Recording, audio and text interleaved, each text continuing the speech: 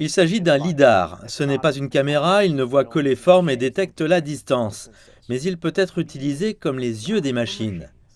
Ce cylindre rond fabriqué en Chine est devenu très populaire dans le lieu le plus innovant du monde, la Silicon Valley. En tant qu'entreprise, nous détenons environ 60% des parts de marché dans la conduite autonome. Il s'agit d'un chiffre mondial.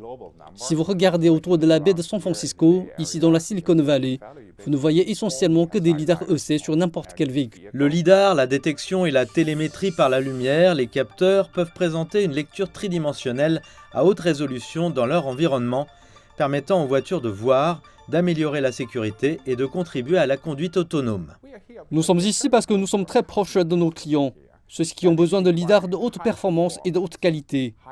Si vous regardez autour de la baie, dans la Silicon Valley, et si vous allez à San Francisco, vous voyez beaucoup d'entreprises robotaxi, ou bien des entreprises de livraison du dernier kilomètre, ou encore des entreprises de camionnage robotisé. Si le lidar est encore une niche commerciale, le potentiel du marché est estimé à des milliards de dollars dans les 5 prochaines années, soit 10 fois la taille du marché actuel, à mesure que la conduite autonome continue à se développer. Mais cela ne veut pas dire que ce sera facile.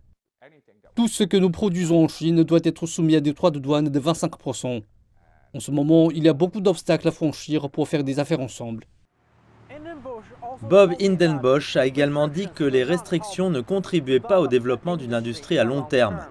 Pour une nouvelle technologie en plein essor dont le marché se chiffre en milliards de dollars, un marché ouvert est ce dont elle a besoin.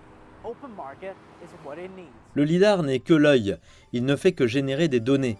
Pour permettre la conduite autonome, il faut aussi des algorithmes, l'intelligence artificielle, un marché de près de 2000 milliards de dollars d'ici 2030 qui peut bénéficier de la collaboration entre les deux plus grandes économies du monde.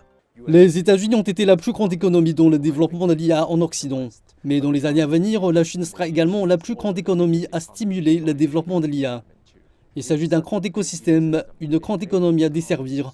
Par conséquent, il y aura beaucoup d'entreprises multinationales, d'entreprises étrangères qui voudront s'implanter sur le marché chinois. Le développement rapide de l'IA permettra aussi d'aider à fabriquer de meilleurs lidars. Quant à Hosai, l'entreprise lance une nouvelle base de fabrication à Shanghai qui servira le monde entier. Et le chemin futur des lidars continue à permettre à un large éventail de machines de voir, y compris la robotique.